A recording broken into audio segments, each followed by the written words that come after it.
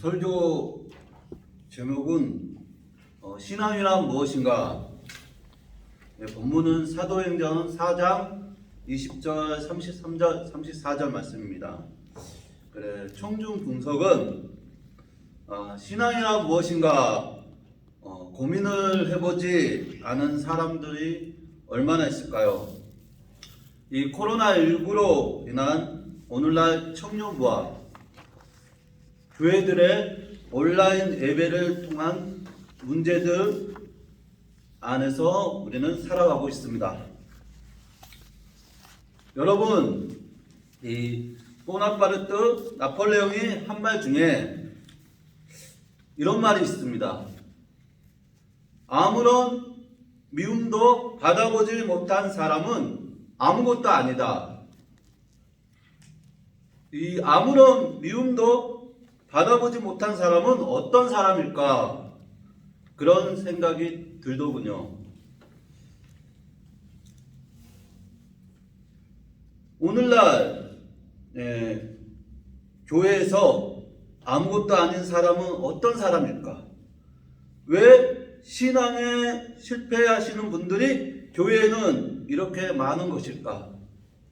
예수님 시대에 그 많던 제자들의 무리는 다 떠나가고 12명 남았던 것과 오늘날 주일날만 교회에 와서 할렐루야 아멘하고 세상에서 한 주 동안 신앙으로 살지 못하는 사람들이 왜 이렇게 많은 것일까요?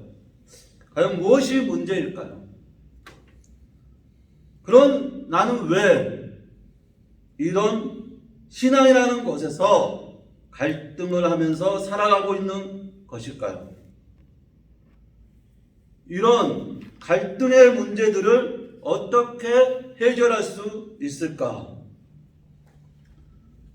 첫째로 그것은 믿는 데에만 머물지 말고 예수님을 전해야 합니다. 20절 말씀입니다. 우리는 보고 들은 것을 말하지 아니할 수 없다 하니. 예수 그리스도 이름은 한마디도 하지 않고 주일날 교회 나와서 1시간 예배 드린다고 신앙이 되는 것이 아닙니다. 우리에게는 전하는 사람이 있었고 전하는 사람을 통해서 길거리에서나 여러 장소에서 듣는 사람들이 있어서 여기에 있는 것입니다. 혹시 여기 하늘에서 뚝 떨어져 앉아있는 사람 있습니까? 여러분, 예수님을 전하지 않는 것은 신앙이 아닙니다. 그것은 개인주의입니다. 건물도 기초공사가 없이 건물을 올릴 수가 없습니다. 모래밭에 건물을 올리면 무너집니다. 흙에만 건물을 올리면 무너집니다. 건물 기초공사할 때 보면 땅을 깊이 파고 빔이라는 철근을 심고 거기에 콘크리트로 단단하게 바닥을 만들고 나서 그 위에 집을 만듭니다. 그런 것처럼 우리의 신앙의 기초공사 예수 그리스도입니다. 예수 그리스도를 전하는 기초공사가 없는 예배는 속이 텅 비어있는 이 껍데기나 들고 예배당에 나오는 것입니다. 예수 그리스도 이름을 전할 때 신앙은 실패하지 않습니다. 예배만 들으면 신앙이 성장할 수 없습니다. 도태되는 신앙이 됩니다. 오늘 복음을 전하다가 우리가 아무런 미움도 받아보지 못한 것이 신앙입니까? 그것은 신앙도 아니고 아무것도 아닙니다. 내가 나가서 실패하더라도 예수님을 전하는 전도와 예배가 있어야 신앙 안에서 부끄럽지 않고 사람들을 쳐다보지 않고 기쁨으로 살아가는 신앙생활을 할 수 있습니다. 또 그런 사람들은 성령님께서 함께해서 하나님의 말씀처럼 먼저 그의 나라와 의를 구하니까 먹는 거, 마시는 거, 입는 것을 알 수 없는 곳에서 받으면서 살아가는 은혜들이 흘러나옵니다. 그 은혜를 받으면서 더욱더 하나님을 찬양하고 하나님께 영광을 돌리는 겁니다. 두 번째는 우리는 물러서지 말아야 합니다. 20절 말씀입니다. 우리는 보고 들은 것을 말하지 아니할 수 없다. 오늘 베드로와 요한이 나사렛 예수를 전하는 것을 성전 관리들과 사두개인과 제사장들은 좋아하지 않았습니다. 그들은 병나은 사람이 함께 있는 것을 보고 더욱 그들을 위협했습니다. 여러분, 이 예루살렘 성전이 어떤 곳입니까? 그 시대 역사적 전통이 있는 성전이고 유대인들에게는 합법적인 국가적인 신앙이었습니다. 그런데 십자가에 못 박힌 예수님은 고작 3년 세상에서 사역하고 십자가에 그 당시 십자가는 저주입니다. 그 십자가에 처형당한 나사렛 예수 그리스도라는 이름은 아무런 전통도 없고 증거도 없는 이단과 같은 종교에 불과한 것입니다. 나사렛 예수라는 것은 종교도 없었고 유대인 회당에 있는 이방인 같은 존재였습니다. 그렇게 유대인의 텃밭에서 하나님이 아닌 예수님을 외치고 있는 곳은 예수님을 십자가에 못 박은 산드렌 공회와 대제사장 안나스와 가야바가 있는 곳입니다. 이 말씀은, 오늘 20절 말씀은 죽음을 두려워하지 않는 신념으로 말하는 겁니다. 우리는 이 말씀을 듣고 감동이 없다는 것은 신앙이 아닌 불신앙 삶을 살고 있는 겁니다. 또한 구약에서 베드로와 요한과 같은 인물이 있습니다. 바로 여호수아와 갈렙입니다. 그들은 이 10명의 첨단꾼들에게 호의를 가진 이스라엘 백성들 앞에서 정녕 여호와를 반역하지 말라, 두려워하지 말라 라고 외칠 때 이스라엘 백성들 앞에서 외칠 때 이스라엘 백성들은 그들을 돌로 쳐 죽이려고 했습니다. 하지만 어떻게 됐습니까? 여호와께서 나타나서 여호수아 갈렙만 살고 이스라엘 1세대들은 일로 광야에서 모두 죽었습니다. 여호수아 갈렙만 약속의 땅인 가나안에 들어갔습니다.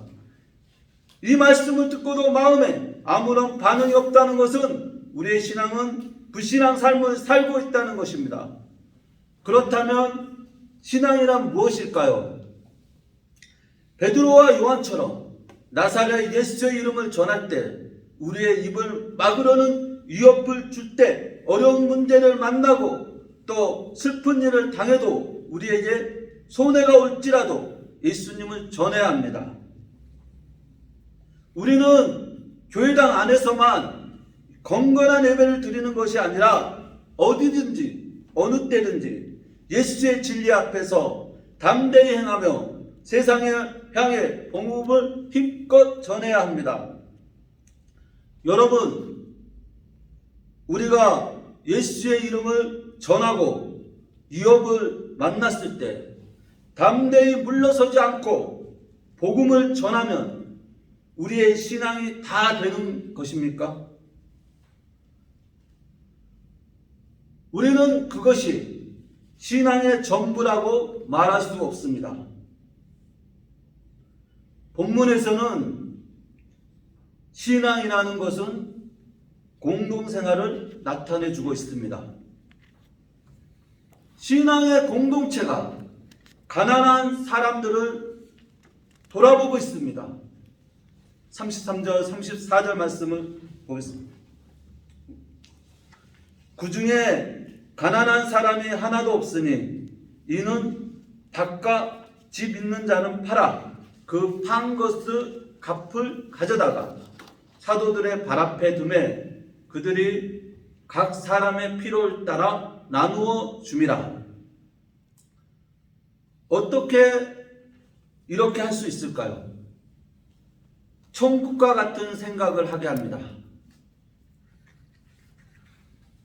저는 이 본문의 말씀에서 하나도 되는 것이 없습니다. 그런데 무슨 신앙이 있겠습니까? 완전 불신앙에 빈 껍데기만 들고 오늘도 교회에 와서 설교하고 예배드리고 있는 것입니다. 신학을 공부한다고 7년을 신학을 배운 나 같은 사람도 이런데 여러분 도대체 어떨까? 여러분의 마음이 궁금해집니다. 여러분은 말씀처럼 신앙생활을 하고 있습니까?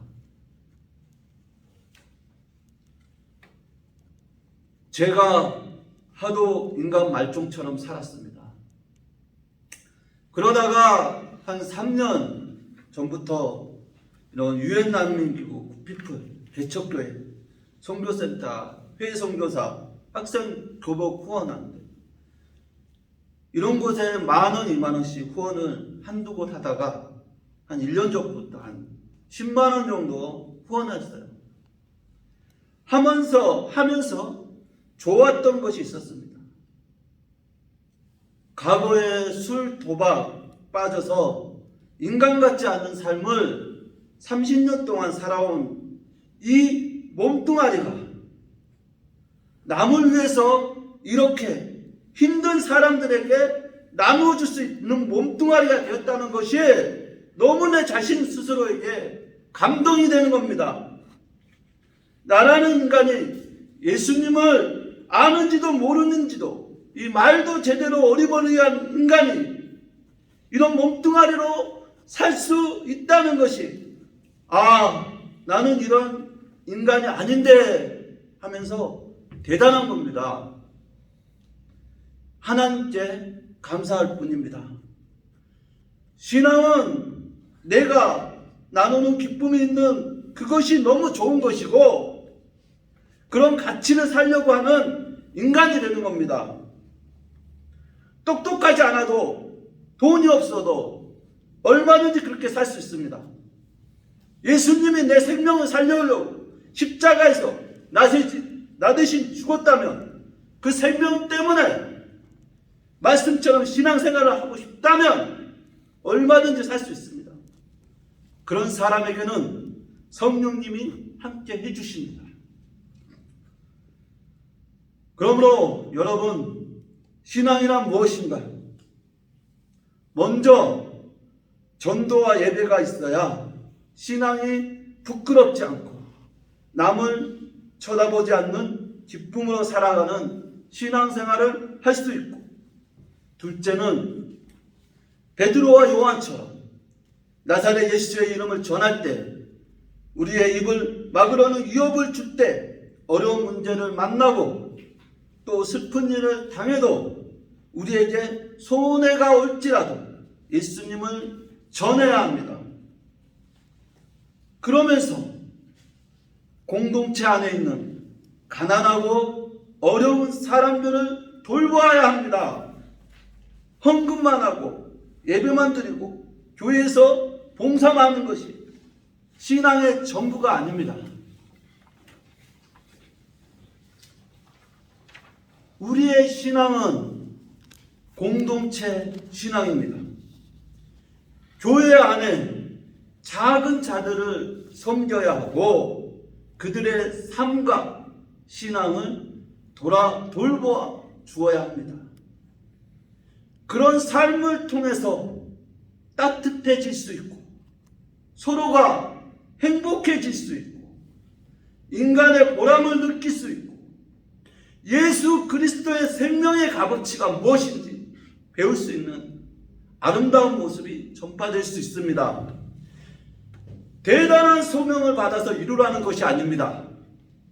오직 선을 행함과 서로 나누어 주기를 잊지 말라는 겁니다.